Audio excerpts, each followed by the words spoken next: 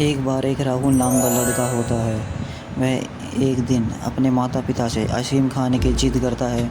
जबकि वह जल्दी ही बीमार से ठीक हुआ था। उसके माता पिता मना कर देते हैं और उसका घर जंगल के पास होता है।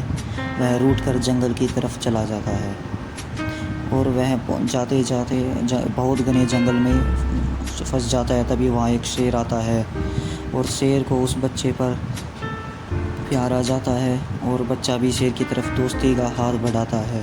शेर और बच्चे दोनों में गहरी दोस्ती हो जाती है और वहीं पर खेलने लगते हैं। तभी माता पिता को उस बच्चे की चिंता होने लगती है कि वह अभी तक घर पर आया नहीं और उसे ढूंढने के लिए जंगल में निकल जाते हैं।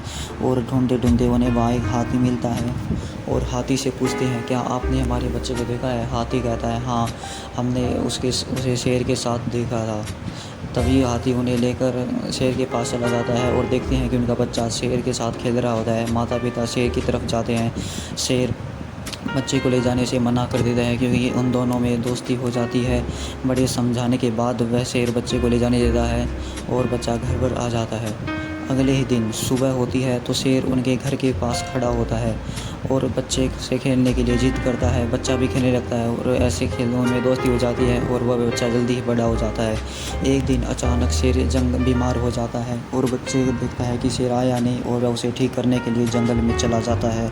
और एक दिन जब वह बच्चा जंगल में जंगली जानवरों से घिर जाता है तभी वहाँ शेर ही उसकी मदद करने के लिए आता है और उसकी दहाड़ से सभी जानवर भाग निकलते हैं।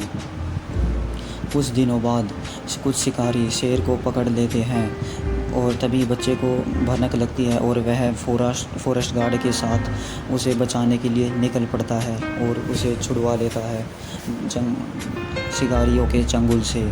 इसी प्रकार दोनों में दोस्ती और अधिक गहरा हो जाती है। और एक दिन सरकार के प्रोजेक्ट से जंगल को साफ़ करने के लिए एक प्रस्ताव पारित होता है और पेड़ कई काटे जाते हैं और सभी जानवर शेर के पास आशा लगाते हैं क्योंकि वह जंगल का राजा है। शेर भी कुछ चिंता में रहता है। तभी उसे अपने बचपन के दोस्त की याद आती है और वह उसे बुलाता है। वह बच्चा इंटरनेट पर सर्च कर सरकार को ईमेल करता है और यह बात पार्लियामेंट तक जाती है।